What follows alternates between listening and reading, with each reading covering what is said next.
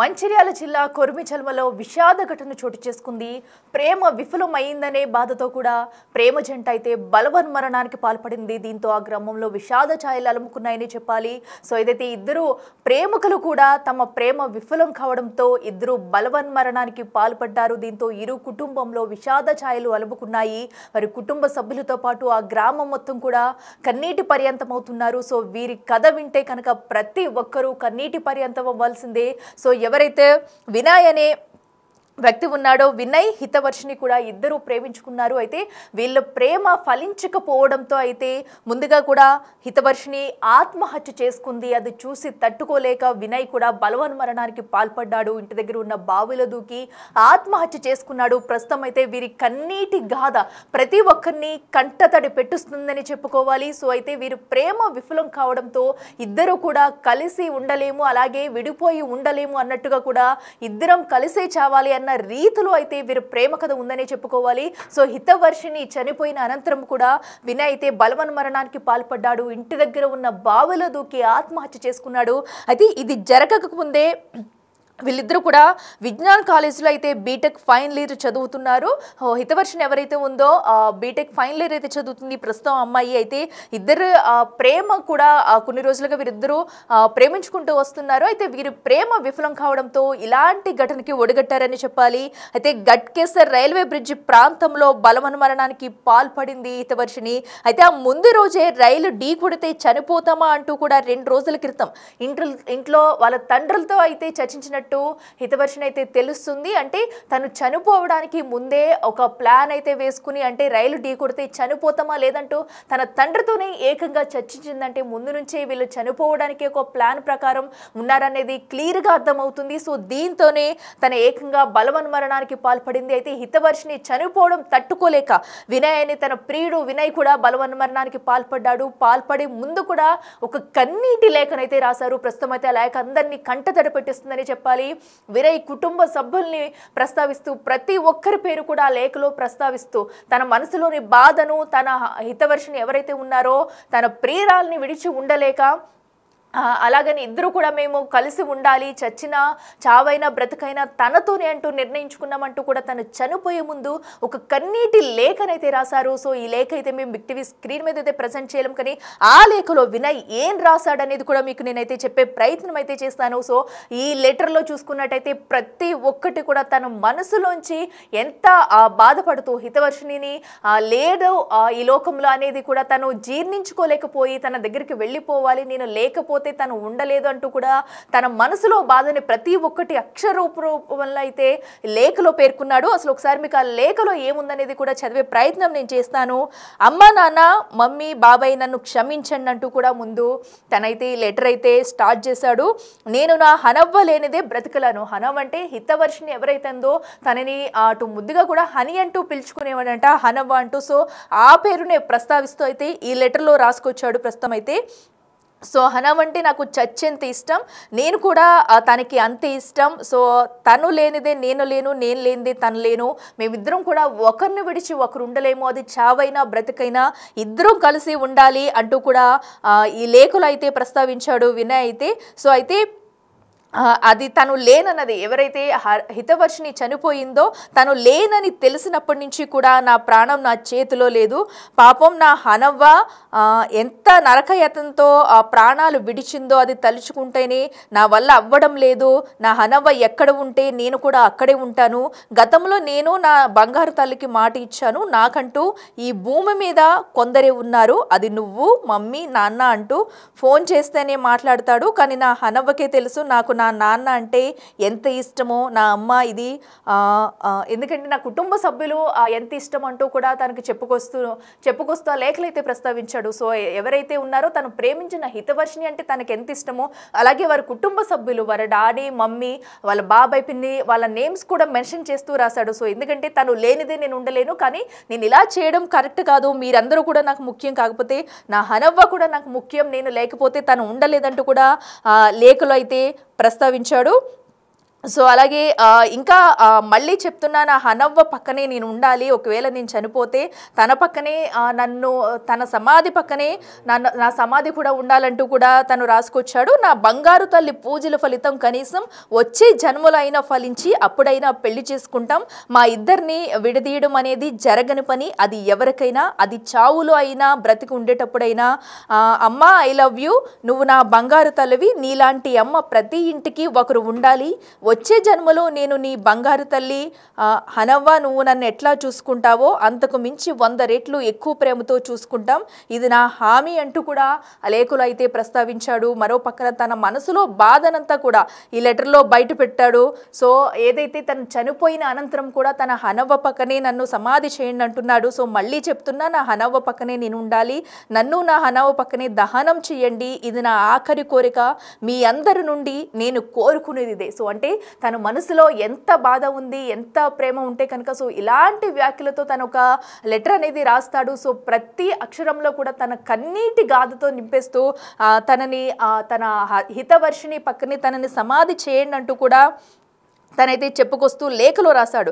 పాప ఆ పిచ్చిది ఎట్లా ఉంటూ అనుకుంటుందో, నేను లేనిది పైకి పోయి నేను సర్ప్రైజ్ ఇవ్వాలి. అంటే తను చనిపోయింది కాబట్టి తను లేనిదే నేను ఎలా ఉంటుంది అనుకుంటుందో, కానీ నేను కూడా చనిపోయి తన దగ్గరికి వెళ్ళి తనకు సర్ప్రైజ్ ఇస్తానంటూ కూడా కొన్ని వ్యాఖ్యలు రాసుకొచ్చాడు. అయితే ఇవన్నీ చూస్తూ కూడా సో ఈ లెటర్ చూసిన ఎవరికైనా సరే కన్నీటి గాథ మిగిల్చిందని చెప్పుకోవాలి. వారి కుటుంబ సభ్యులతో కూడా వారి గ్రామంలో ప్రతి ఒక్కరు ఈ లెటర్ చూసిన ప్రతి ఒక్కరు కూడా కన్నీటి పర్యంతం అవుతున్నారు. సో ఇప్పుడు అటు వినయ్ కుటుంబ సభ్యులు ప్రతి ఒక్కరు కూడా కన్నీటి పర్యంతం అవుతున్నారు. ఈ లేఖను చూసుకుని కుమిలి ఏడుస్తున్నారని చెప్పుకోవాలి. సో ఎందుకంటే ఇద్దరు కూడా తిరిగి రాని లోకాలకు వెళ్ళిపోయారు ప్రస్తుతం అయితే.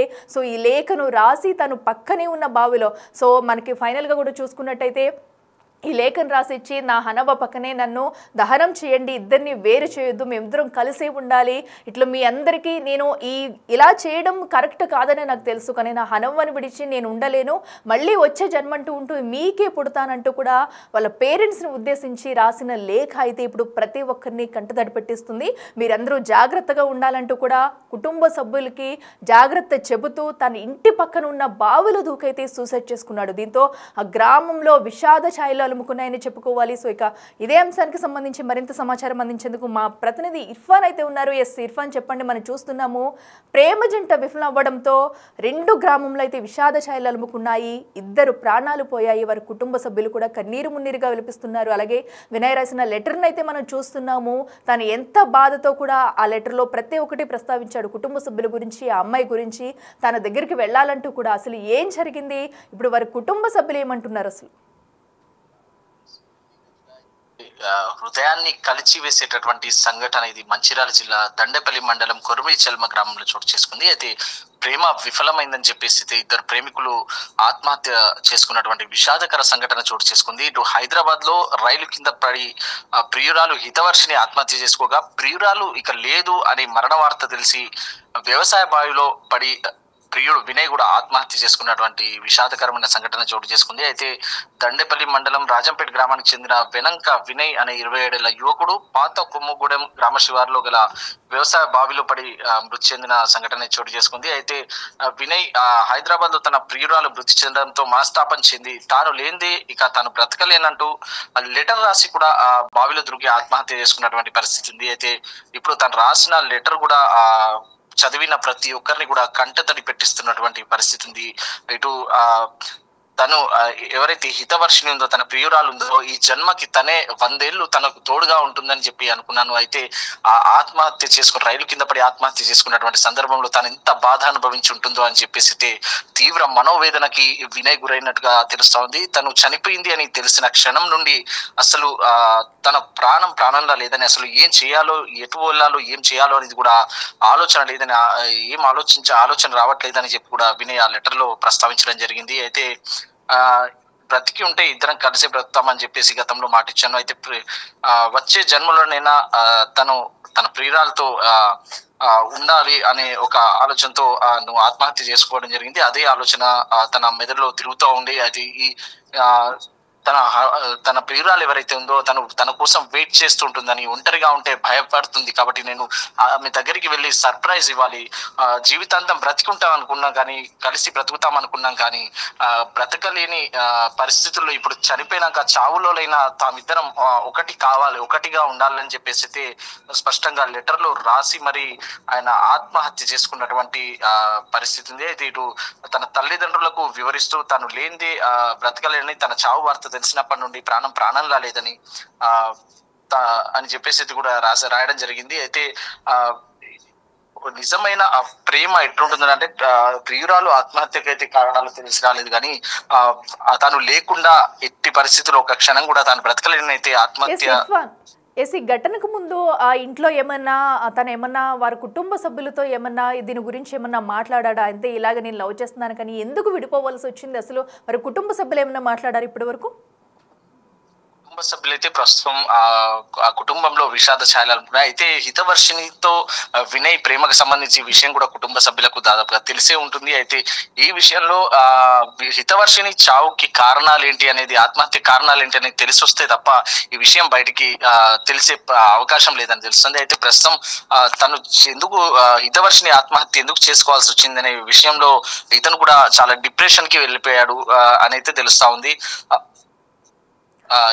వినయ్ ఆ తర్వాత తను లేనిది అసలు ఈయన ఉండలేను, అసలు నేను బ్రతికి ఉండడమే గగనం అని భావించి ఆత్మహత్యకి ఈ దారుణానికి ఒడిగట్టినట్టుగా అయితే తెలుస్తుంది. అఖిల, ఇర్ఫాన్, అయితే ఈ ఘటనకు సంబంధించి ఇప్పటి వరకు పోలీసులు కేసు నమోదు చేసుకున్నారా? అటు వినయ్ కుటుంబ సభ్యులు కూడా పోలీసులను ఆశ్రయించారా? సో ఎందుకంటే ఇదంతా కూడా ఇంట్లో ఉండే లెటర్ అయితే రాశాడా లేదా బయట ఎక్కడన్నా కూడా రాసుకొచ్చి ఉంచారా? అసలు వినయ్ తల్లిదండ్రులు ఏమైనా మాట్లాడారా? వినయ్ తల్లిదండ్రులు కూడా మనం సంప్రదించే ప్రయత్నం చేసినప్పటికీ కూడా వాళ్ళ దుఃఖంలో అసలు వాళ్ళ నోటి వెంట మాట రానటువంటి పరిస్థితి. చేతికి అందొచ్చినటువంటి 27 ఏళ్ల వయస్సున్న కొడుకు ప్రాణాలు తీసుకుంటే ఆ తల్లిదండ్రులు అసలు మనోవేదన ఎలా ఉంటుందనేది కూడా తెలిసిందే. అయితే వినయ్ కి సంబంధించిన తల్లిదండ్రులు కూడా మాట్లాడించే ప్రయత్నం చేసిన వాళ్ళు మాట్లాడే పరిస్థితుల్లో లేరు. అయితే చివరిగా వినయ్ తను ప్రాణంగా ప్రేమించే తన అమ్మ, నాన్న, బాబాయ్ వీళ్ళందరికీ కూడా ప్రాణంగా ప్రేమించే అందరికి కూడా సెలవు అంటూ ఇక నా జీవితం ఇంతటితో ముగిసిందంటూ కూడా లేఖలు ప్రస్తావించడం జరిగింది. అయితే ప్రస్తుతానికి సంఘటనకు సంబంధించి పోలీసులు కూడా కేసు నమోదు చేశారు. స్వయంగా వినయే మరణ వాంగ్మూలాన్ని రాసుకొని మరీ ఆత్మహత్య చేసుకున్నారు కాబట్టి ఈ లెటర్ ఆధారంగా పోలీసులు అయితే కేసు నమోదు చేసి దర్యాప్తు చేస్తున్నటువంటి పరిస్థితి ఉంది. Right Irfan, thank you. So ఏదైతే కూడా అటు హితవర్షిని మరణించడానికి గల కారణాలు తెలిస్తే కానీ ఈ కేసులో అసలు ఏం జరిగిందనేది బయటకు వచ్చే అవకాశం కనిపించట్లేదు. ప్రస్తుతం అయితే పోలీసులు ఈ ఘటనకు సంబంధించి కేసు నమోదు చేసి దర్యాప్తు చేస్తున్నారు. మరో పక్కన అటు వినయ్ కుటుంబ సభ్యులను సంప్రదించే ప్రయత్నం చేస్తాం కూడా వారు మొత్తం కూడా విషాద ఛాయల్లో అలుముకుని ఉన్నాయని చెప్పాలి. దీంతో వారి కుటుంబం మొత్తం కన్నీటి పర్యంతంతో నిండిపోయి ఉంది. సో ప్రస్తుతం అయితే వారు ఏం మాట్లాడలేని సిచ్యువేషన్లో ఉన్నారు. సో అయితే మరొక్కసారి బిగ్ టీవీ వారిని సంప్రదించిన అనంతరం కూడా అసలు ఏం జరిగిందని బయటపెట్టే ప్రయత్నం అయితే చేస్తుంది. సో అయితే ప్రస్తుతం వీరిద్దరికీ కూడా ఏం జరుగుతుంది అనేది ఈ కేసులో అసలు ఎలాంటి విషయాలు బయటకు వస్తాయనేది కూడా ఉత్కంఠంగా మారిందని చెప్పాలి. అసలు హితవర్షిని ఎందుకు చనిపోయింది, అటు హితవర్షిని కుటుంబ సభ్యులు కూడా బయటకు వచ్చి అసలు ఏం జరిగింది ఏంటి అనేది చెప్తే కూడా అసలే హితవర్షిని చావుకు గల కారణాలు అనేది తెలియాల్సి వస్తుంది. సో ఎందుకంటే తను ఏకంగా ఆ ముందు రోజే వాళ్ళ నాన్నతో కూడా సంప్రదించింది, వాళ్ళ నాన్నను కూడా అడిగింది. ఎందుకంటే ట్రైన్ ఢీ కొడితే చనిపోతామా నాన్న అంటూ కూడా వాళ్ళ నాన్నతో ఇది ఒక మాట్లాడినట్టు కూడా తెలుస్తుంది. అయితే అనంతరమే ఏదైతే గట్కేసర్ రైల్వే బ్రిడ్జ్ దగ్గర అయితే తను చనిపోయిన ఘోర విషాద ఘటన చోటు చేసుకుంది. దీంతో తను ముందుగానే ప్రీ ప్లాన్ గా ఉందా, లేదంటే వీరిద్దరూ కూడా వీళ్ళ ప్రేమకి అడ్డు చెప్పడం వల్ల చనిపోయారా, లేదంటే ఇంకేమన్నా జరిగిందా అనే ఉత్కంఠ అయితే నెలకొంది. సో పోలీసులు ఈ ఘటనకు సంబంధించి దర్యాప్తు చేసిన అనంతరం విషయాలు వెల్లడిస్తే కానీ అసలు ఏం జరిగిందనేది కూడా తెలిసేలా లేదు. ఇరు కుటుంబ సభ్యులు కూడా బయటకు వచ్చి అసలు హితవర్షిని చావుకు కారణం ఏంటా, ముందు రోజు ఇంట్లో ఏం జరిగింది, అసలు మరి కుటుంబ సభ్యులతో ఏం విషయాలు మాట్లాడింది అనేది కూడా ఉత్కంఠగా మారింది. ప్రస్తుతం అయితే ఏదైతే వినయ్ రాసిన లెటర్ ఉందో ఆ లెటర్ ఆధారంగా పోలీసులు అయితే దర్యాప్తు సాగిస్తున్నారు. సుమారుగా 3-4 పేజీల లెటర్ని అయితే వినయ్ రాశారు. ప్రస్తుతం ఆ లెటర్ ఆధారంగానే తన కన్నీటి గాథను మొత్తం కూడా ఆ లెటర్లో పంచుకున్నాడు. కుటుంబ సభ్యుల్ని విడిచిపోతూ తను ఎంత బాధ అనుభవిస్తున్నాడో, తన ప్రియురాలు దగ్గరికి వెళ్ళిపోవాలి అనే బాధను కూడా రెండూ చూపిస్తూ ఆ పల్లెటూరులో అయితే తనైతే బలవన్మరణానికి పాల్పడ్డాడు. పక్కనే ఉన్న వ్యవసాయ బావిలో దూకి ఆత్మహత్య చేసుకున్నాడు. కుటుంబ సభ్యులకి జాగ్రత్త చెప్తూ ఇది నేను చేయడం కరెక్ట్ కాదు, అయినా సరే నా హనమ్మ కోసం వెళ్ళిపోతున్నానంటూ తన లేఖ అయితే రాశాడు. అసలు ఇంత కన్నీటి గదతో ఎందుకు రాయాల్సి వచ్చింది? కుటుంబ సభ్యులు ఏమన్నా నో చెప్పారా లేదా ఇంకేమన్నా జరిగిందా అనేది కూడా ఉత్కంఠంగా మారింది. సో ప్రస్తుతం అయితే పోలీసులు దర్యాప్తు ప్రారంభించారు. సో అనంతరం కూడా ఈ ఘటనకు సంబంధించి విషయాలైతే బయటకు వచ్చే అవకాశం కనిపిస్తుంది.